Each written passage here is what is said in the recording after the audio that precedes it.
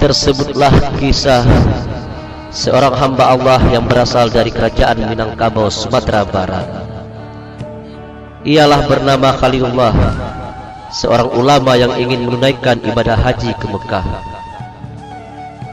Pada masa awal abad ke-17, kerajaan Minangkabau merupakan daerah penaklukan yang tunduk ke kerajaan Aceh Darussalam.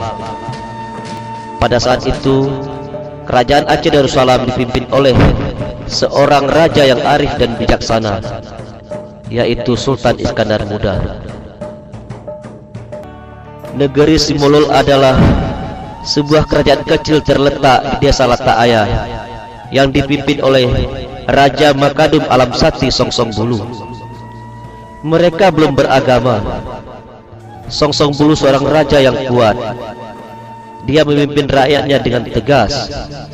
Sejak saat itu, mulailah Khalilullah mengajarkan ilmu agama Islam kepada penduduk Pulau U.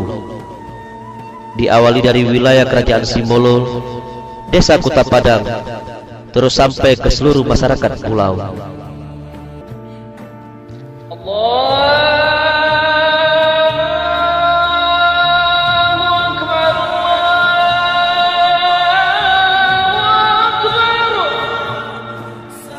Seiring bergemanya suara azan, maka berkembanglah syariat Islam di Pulau U, yang kini kita sebut sebagai Pulau Semulu atau Pulauan. Masyarakat hidup dalam hukum agama, bermoral, dan beradat istiadat.